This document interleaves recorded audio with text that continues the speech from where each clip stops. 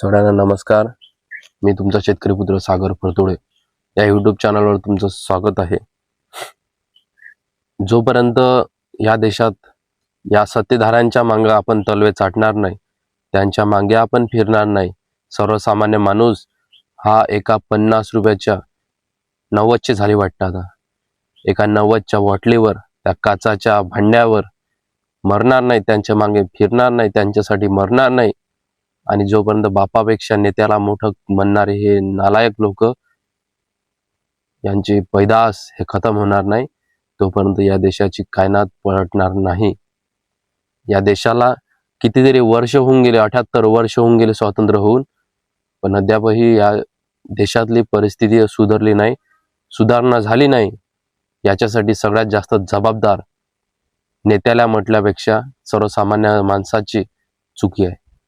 आपण ज्या माणसांना लोकप्रतिनिधीमधून निवडून त्यांना पदावर नेऊन टाकलं, पण ते माणसं ओळखण्यात आपण कुठेतरी चुकलो आहे. आता निवडणूक झाली, नगर परिषद, नगरपालिका, महानगरपालिका, जिल्हा परिषदच्या निवडणुका आता येणार आहे. आता चुकी झाली ते मागचं मागं गेलं, पण आता तरी ह्या चुका समोर झाल्या नाही पाहिजे.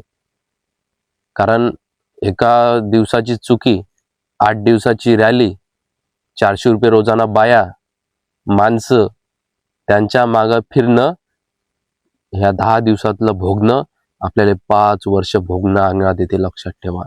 त्या अंगात आलेलं कधी उतरत नाही. जसं दारूचं व्यसन लागल्यावर कधी सुटत नाही, तसं हे 5 वर्षाचं भोगणं अंगात आलेलं कधी तुटत नाही. आणि एकदावचं का एक जबाबदारी आहे एक लोकप्रतिनिधीच्या हाताखाली, की एक सरपंचाच्या हाती गाव सुधारणं, तालुका सुधारण्यासाठी नगर परिषद, नगराध्यक्ष पाहिजे, आणि अनेक गावांसाठी आमदार पाहिजे. त्या आमदाराच्या हाती गावाचं, तालुक्याचं वाटोळं करायचं की सुधारणा करायची हे त्याच्या हातात आहे. जसं सरपंचाच्या हाती गावाचं वाटोळं करायचं की गावात सुधारणा करायच्या, विकास कामं करायची ह्या सरपंचाच्या हाती आहे, तसं त्या आमदाराच्या हाती आहे, तसं त्या खासदाराच्या हाती आहे, तसं त्या अनेक लोकसभा संसद मधले सगळे नेते मंडळी त्यांच्या हाती आहे. त्यांनी जर सोचलं, त्यांनी जर विचार ठेवला आणि ठाम राहिले, तर या देशाचा, या गावागावांचा, तालुक्यांचा, जिल्ह्यांचा विकास झाल्याशिवाय राहणार नाही. आणि सर्वसामान्य माणसाची जबाबदारी आहे, वडिलोपार्जित लोकप्रतिनिधी आपण समोर नेऊ नये. बापजाद्यानं कमावलं आणि पोट्यानं गमावलं, ही आपली परिस्थिती आहे. त्या बेवड्याच्या नांदात लागलो, त्या दारूच्या व्यसनात लागलो, कोण्या पोट्टीवाटीच्या नांदात लागलो. अरे बस करा ना आता. आता तरी समोर या तरुणांनो, शेतकऱ्यांनो. अरे बापानं आपल्या पूर्ण मातीत सगळं वाया नाही घातलं, पण सरकारनं वाया घालवलं.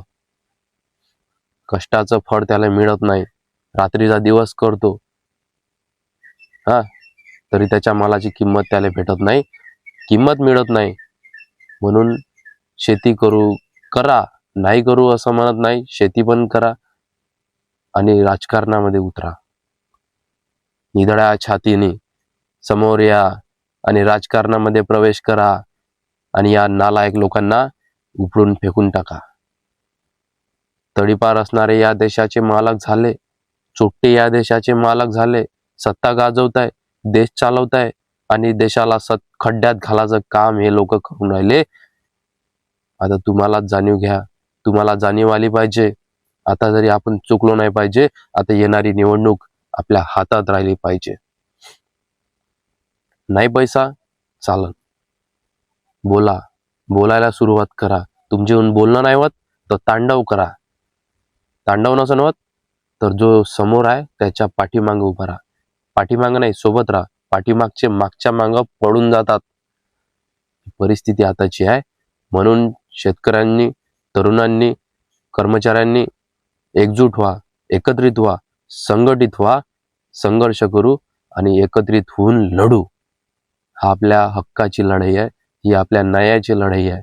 ही बाबासाहेबांनी म्हणून म्हटलं होतं की जाओ अपने घर पे जाओ और दीवारों पे लिख दो कि मुझे इस देश के शासन करती जमात बननी है.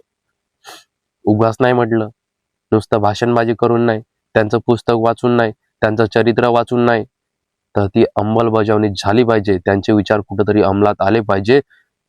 म्हणून आपल्याला सुद्धा आता राजकारणामध्ये यायचं आहे, हे लक्षात ठेवा. धन्यवाद. व्हिडिओ आवडला असेल तर लाईक करा, सबस्क्राईब करा. असे नवनवीन व्हिडिओ पाहण्यासाठी माझ्या YouTube चॅनलला सबस्क्राईब करा. धन्यवाद.